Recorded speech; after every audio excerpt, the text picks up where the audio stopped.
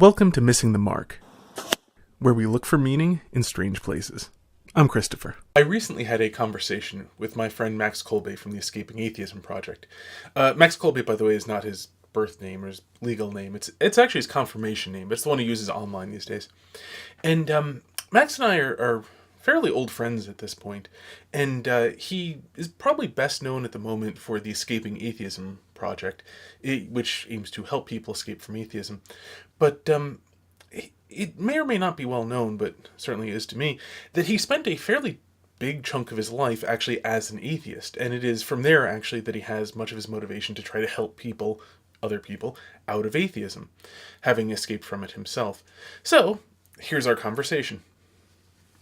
So, Max, you had been an atheist for a pretty large number of years. Why was that? Why was that? How did that come to be? That's interesting. I grew up in a household with what you would probably call terrible religious instruction. There was no overt religiosity in my home that I can remember at all until a very chaotic childhood, and maybe I had a very, very, very chaotic childhood, and around the age of 8 or 9, as I remember it best, it was suddenly decided we were going to be Presbyterians. Up until that point, literally, it was like a non-existent conversation in my whole childhood.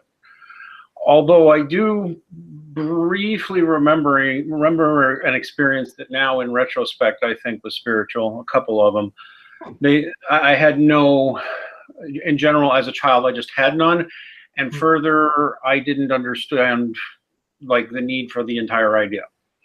Although I have since discovered that this is unusual in children. There are a certain cohort that are like that, and I'm one of them. Now, I think that if you ask me ultimately why was I an atheist, and that this would be from childhood onward, the universe genuinely seemed wild, chaotic, cruel, and capricious to me. And so I would say that a random, causeless universe that just kind of dumbly ran itself somehow managed to make sense in my head.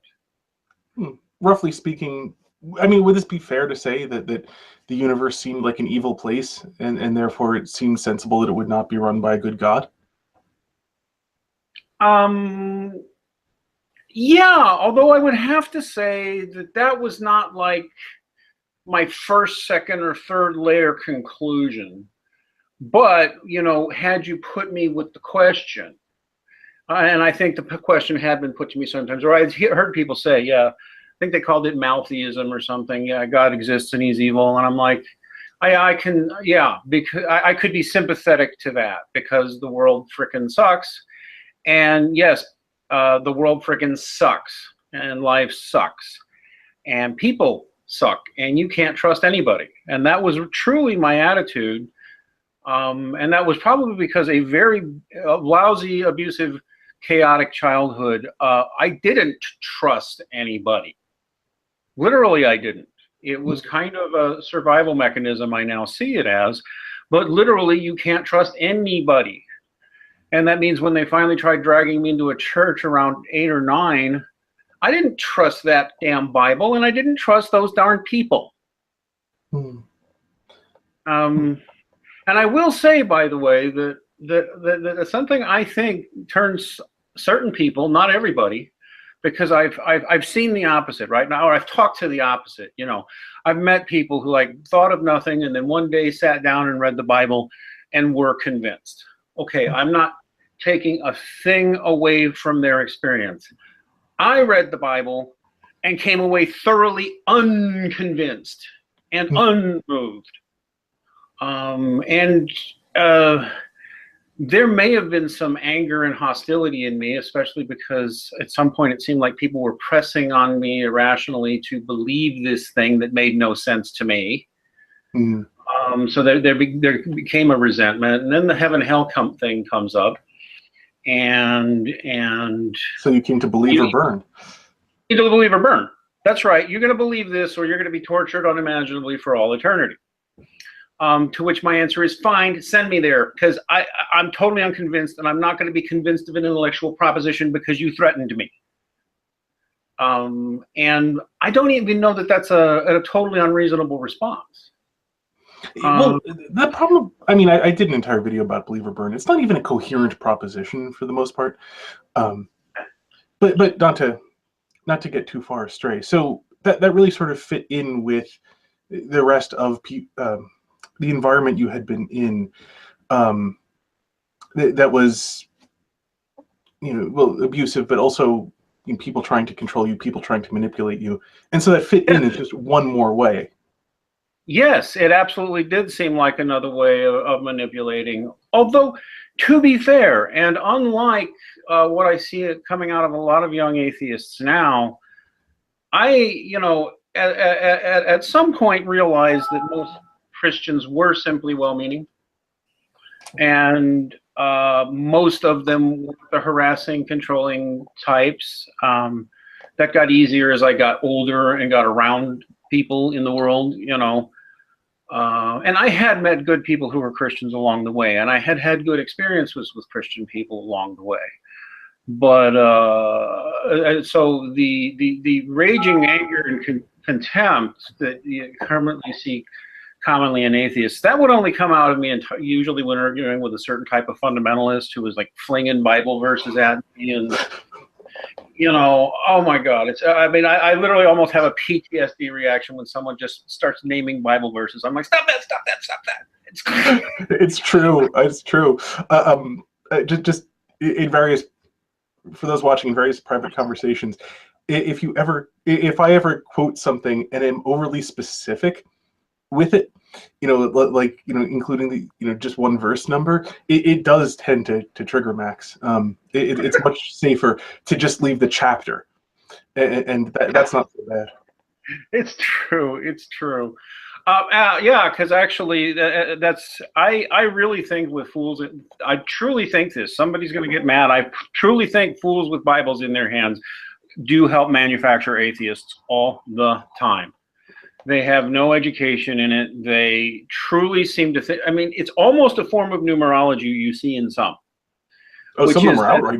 I've seen outright numerology. Oh yeah, you're right. Which is that's what all those Left Behind books are, by the way. Disgusting pagan numerology. All those people who tell you we're in the end times and the earth's going to end and all that. I mean, yes, we could be in the end times, and it is true that we could be has been true that we could be in the end times for 2,000 years now, and we might still possibly be near the end times 10,000 years from now. But see, now I'm Catholic and I understand these things. Yeah. Well, and it makes perfect sense that a person who is taking the faith and using it as a tool for some secular purpose, which is, I mean, you have way, way more experience with fundamentalists than I do, but that does seem to be what a lot of fundamentalists are doing. They're taking it and simply using it for secular purposes to get at social cohesion or to enforce, whatever behavior they particularly want, and so on. And it makes perfect sense that once you take the faith, which is meant to be the subsistent ground of life, and instead turn it into a tool, it makes absolutely no sense, and there's no way to actually come to any sort of rational grip with it.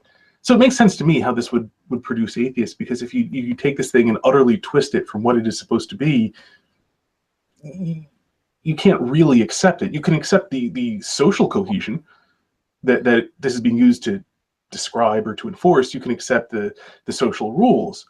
You can't really accept it, because it, as not itself, is not acceptable. Yeah, exactly. Oh man, I had something I was about to say and then it flew right out of my head. Sorry.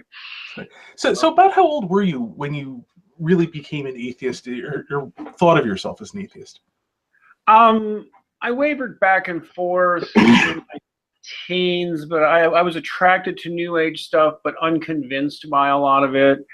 I kept trying to hold on to agnosticism, and but I would say by my 30s or so, I just said, I'm pretty much just default an atheist. I have to admit my agnosticism is weak. I say I'm agnostic, but really, I find all of it unconvincing, and so I might as well just be an atheist. I guess I mean, it was kind of Penn Jillette and early Richard Dawkins who talked me into just embracing the atheist label.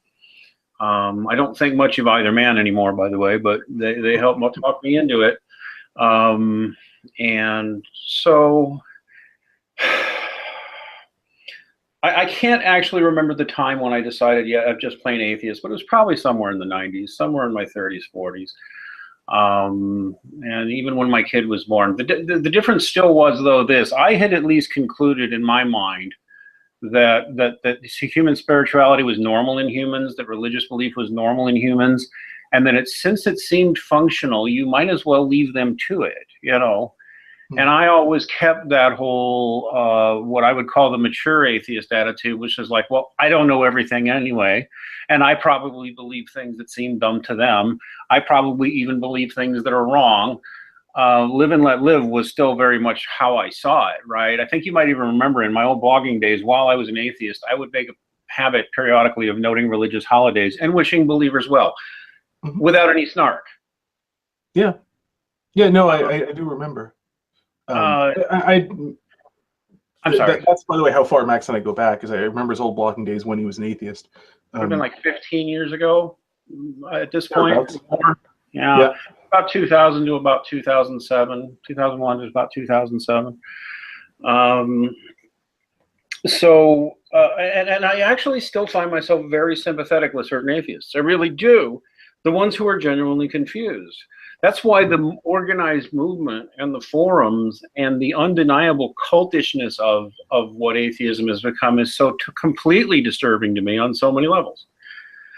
Because I'm here to tell you that there is such a thing as a natural atheist, someone who just can be looking at things and for whatever reason, maybe something mental, maybe something spiritual. It is true that not all atheists are just angry with God. I can't say that I didn't have an anger issue with God, but if I did, it was pretty deep. It was hardly near my surface area. It was more like what it was that I was a natural materialist. I thought like a materialist. I totally thought like a materialist. I didn't know what a materialist was, but I thought like a materialist. And like a random causeless universe that runs itself made sense. And I don't know how, I'm not sure at what point, I snapped out of that. I had lingering tendencies to be a materialist up till even 2-3 years ago. I would still sometimes, fall into that and start thinking, you have to have a biochemical explanation for everything and stuff like that. No, one thing I remember back from your atheist days when I knew you as an atheist was that you still did have a very deep sense of right and wrong, a deep moral sense, and especially a deep sense of outrage at highly immoral behavior. It was something that would come up on your blog is that you would be, when there's some sort of grave injustice, you would, be fairly passionate in denouncing it.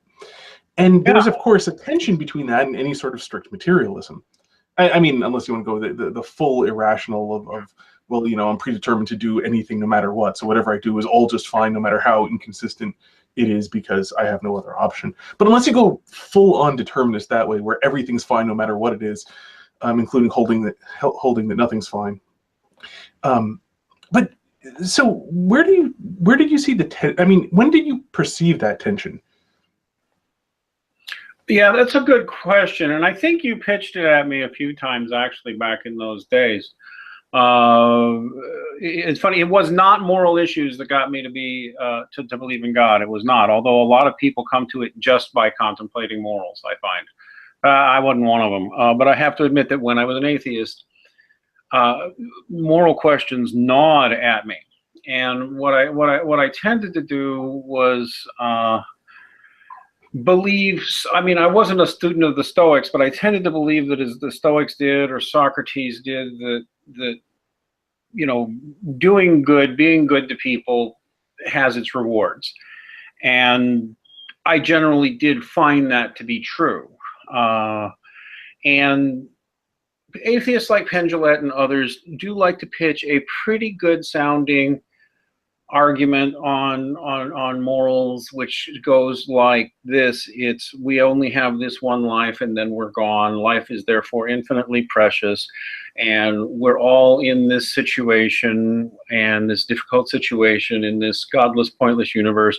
We should all try to help each other and be kind to each other as much as we can, and be as tolerant of each other as we can. That's probably the best atheist ethic I've ever heard. And I did kind of have that mentality. I also believed, I actually did, if you pushed me, I would say that, well, I believe there's some kind of broad guiding principle we don't understand. I mean, and I think that's just because logically, if you don't posit anything like that, you just pitch into despair. So, I mean, I think I would think there's some kind of guiding ultimate spirit of right and wrong. It has to exist somewhere. And actually, if we're all just cool to each other and nice to each other and logical and reasonable with each other, we'll all have that spirit. And that's not how people work at all. No. It's not how people work at all. No, I wish it were. Serve that was back then, I think, right? You did actually have that most superstitious of all faiths, faith in humanity. Well, I did. I really did have faith in humanity. Yeah, it seems to be a survival strategy for atheists, near as I can tell. The notion that human nature is innately good. If you let people be good, and you're good to them, the good will come out of them. No. At this point in my middle age, I see it as clearly as a bell. No, that is true. There's a certain percentage who are sociopaths. There are a certain percentage who are narcissists. There's a certain percentage who are just plain stupid. There's a certain percentage who are just mean by nature. People are selfish. They find ways to rationalize their own bad behavior and declare it good. And there's a giant contingent who, in bad circumstances, will figure out ways of rationalizing it. Because of course, if everyone's rich, if everyone's independently rich, and especially this works especially well for like an upper class, where there are unseen servants scurrying below to make things work out. These days, increasingly more because many of those servants are robotic. That kind of works, where nobody needs anybody else very much of anything. No one really is in much of conflict. Then most of the time, everyone tends to be like, fairly inclined to get along with everyone else. But when that's not true, when you're not talking about a privilege, a rich sort of upper class of people who have all that support to not really need much, when you're in bad circumstances, when things are going bad, when it's, you or me, and only one of us is really getting out of this with most of ourselves intact, a lot of people are very good at figuring out ways around some of the generalities. And why they deserve what they got better than the other. Yep, it's just human nature. I mean, we'll even do it. It's not that Christians are immune to it, or the people of any group are immune to it, unless they're extremely spiritually advanced. We all go that way. I mean, really, if right now, if you were under threat of losing your house and your job, and it was me or you, it would be way hard for you to just immediately just say, "Well, I'll just sacrifice that for you, Dean." It's well, there's a reason Christians get together every Sunday to remind ourselves of what we're supposed to know. Yeah. And plus holy days of obligation for many of us. So I want tomorrow. I want tomorrow this week. Anyway, we got one this week. That's right. All Souls Day. No, All Saints Day. I'm sorry, not All Souls Day. Yeah, All Saints Day. Yeah, but it's just a side note. It's something funny. Is as far as I can tell, atheists always tend to try to forget their atheism, especially things like their determinism. Whereas Christians are constantly, we actually go to extra trouble and effort to remind ourselves of what we hold to be true, lest we forget any of it. So anyway, but that aside, so in this, I'm also curious, about the atheism and materialism. There's that sort of coping mechanism of people are generally decent, but that seems very much at odds with your background as a child. I mean, coming from an abusive situation, figuring that everybody tends to be fairly decent would seem to me to require a fair amount of mental gymnastics. And do you know how that played out in order, because that belief of, people will generally be good if you let them, seems so necessary for psychological survival for atheists? It's just an incredibly common belief, despite being pretty Yeah, philosophy. Hey, do yeah. you know how that played out? You know, reconciling your own experiences of how awful people could be with, you know, I with the do need to think believe them. I do think I had picked one thing up from the Christians in my background, which is that I did notice at least the good ones tended to be charitable towards others in terms of interpreting others' actions and their reasons for their actions, and to be, forgiving when you screwed up. And so I had had that experience with some Christians, and but I had also had experiences, and this probably even plays into some of my earlier political views, which is that I had people in the public government school system who were kind to me, who helped me along the way. In fact, I still hear periodically from one of my high school guidance counselors, and I'm 51 years old. And so, religion wasn't the vector by which every good person came into my life, or every good or decent or concerned person hit my life. And so for the longest time, just to tend to assume that, most people are like that. And it took getting burned enough times, and also a little self-reflection on myself, to realize, no, this just really isn't the norm of human behavior as much as you'd like to believe it. Most people are selfish. Most people will rationalize any damn thing they do or say, any action they make. They'll rationalize it and find a reason to say that it's okay. And I'm not talking, whether it's everything, whether it's things like sex, but not even that. But I mean, stealing, lying, backstabbing, gossiping, betraying, scrabbling for money, and throwing aside all principles while doing it. I mean, that's how people normally are. It really is how people normally are. Things like honor and integrity are things you learn. Frankly, they're things you learn from religion and your father. So, And there's things that you struggle to keep. It's the other thing. I mean, even if you have them, this is a world that just the constant grind of all the things one has to do and all the problems one comes across tries to wear down your integrity. I will point out that from the, I mean, I was fundamentally fatherless, which is a common trait of atheists. I was fundamentally fatherless. And that would have contributed to, and I think that contributes a lot to what we see in generational atheists now. The kids with good relations with their dads almost never turn into one of these hostile, shallow atheist punks that we see so much of today. But the thing is, and I wanted to get this out, especially for your audience, although I'm seeing much more of it now. I remember when I started this, doing this online stuff a year or two ago, I got more criticism than I actually get now, because I'm seeing more people being rude, brusque, and abrasive to atheists. The fact of the matter is, I think this is a real cogent observation. Sometimes adults who were totally mean to me made the biggest impression on me if they actually were being mean because they had my best intentions at heart. Like, I had teachers who were mean to me that I really looked up to because, like, it was clear where their anger was coming from, and it was because they were concerned for me. And also because I couldn't, basically they didn't take any shit. And what I've observed now is that being brusque and abrasive is something a lot of young people, especially young men, almost crave. Somebody telling them, setting a boundary for them, and being brusque about it and making it clear that you're not a pushover and you're not impressed with them.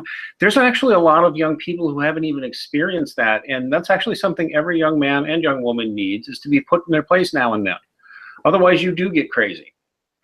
I'm not sure if I'm making sense there, but really, some people who don't even like the fact that we tend to have a negative attitude towards atheists.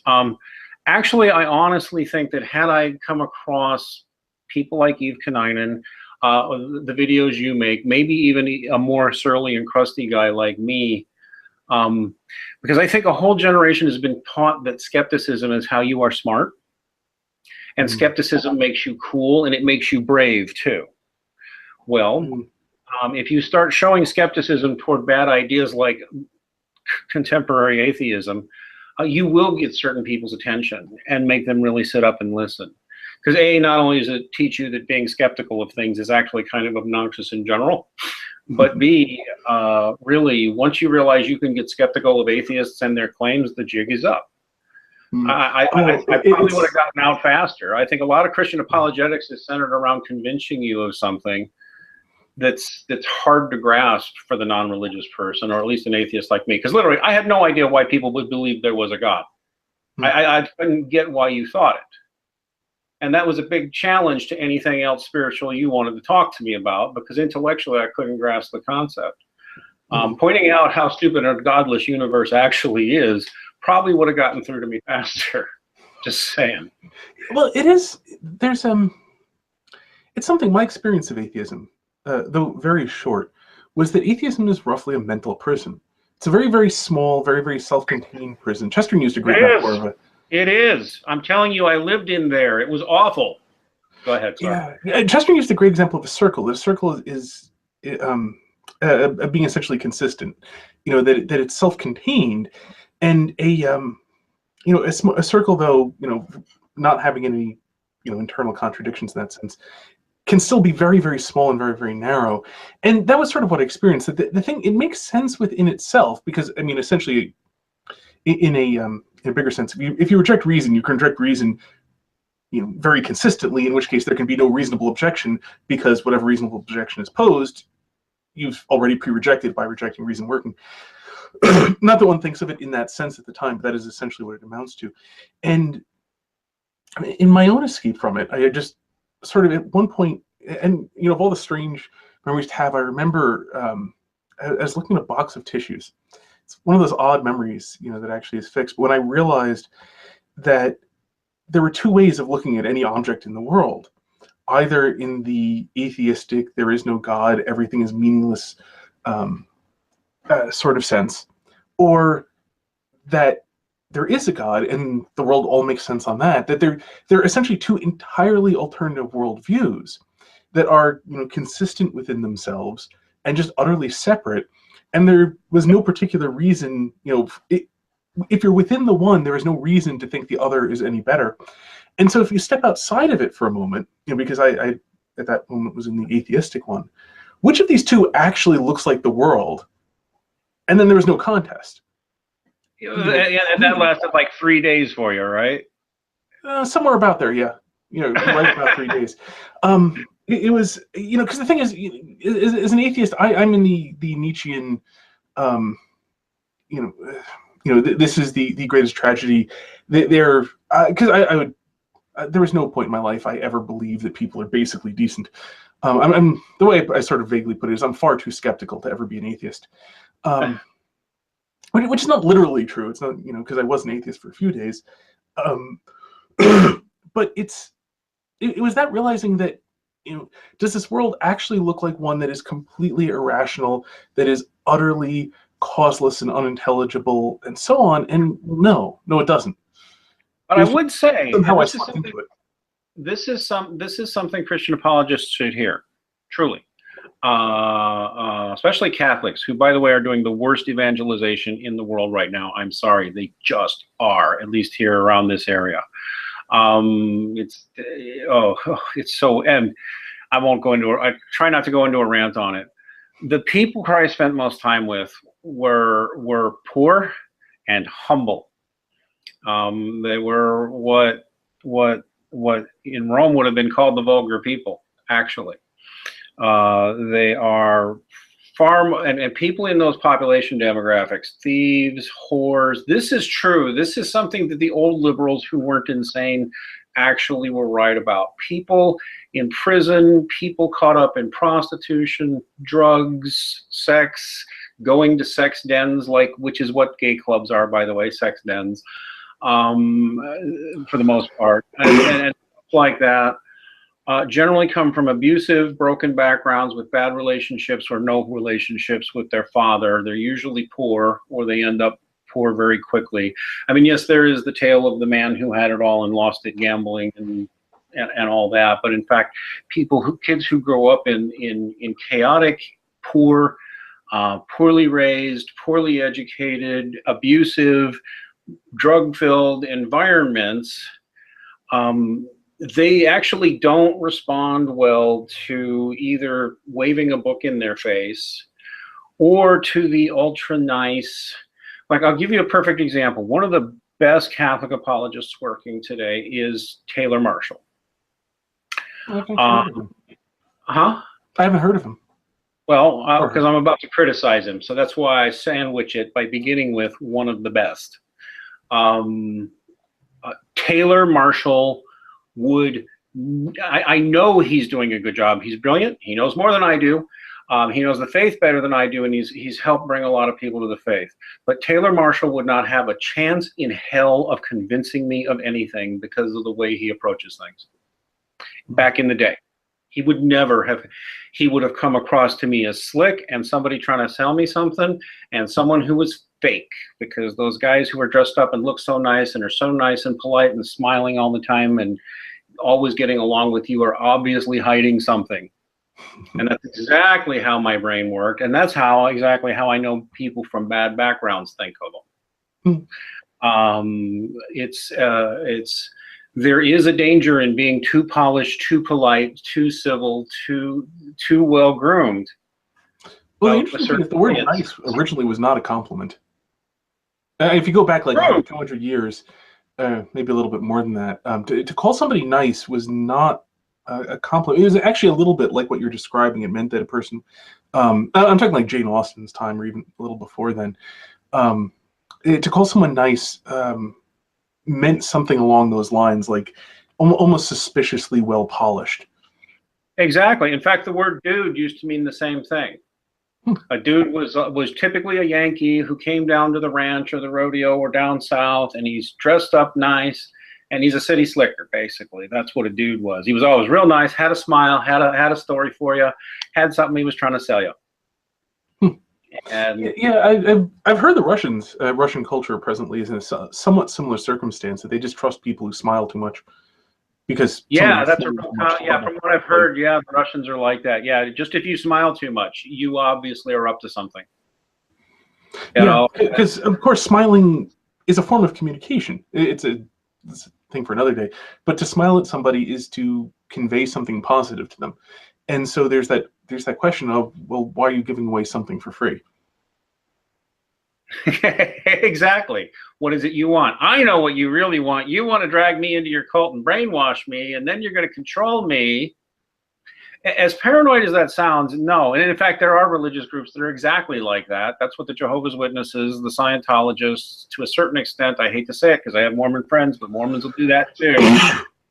And never trust anybody who's going door to door selling you their religion. Please. Oh my goodness. I'm sorry. Well, I'm ranting now. Anyway, we've been going a bit here. Did you want to have any other questions or?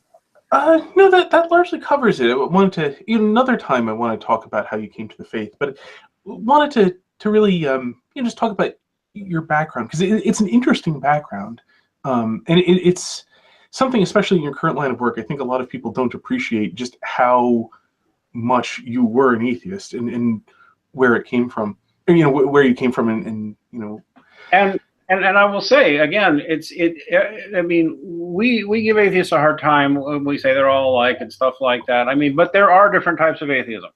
It really is notable, and there truly are the people who are basically, I'll just go ahead and say it, who are very wounded and don't trust you.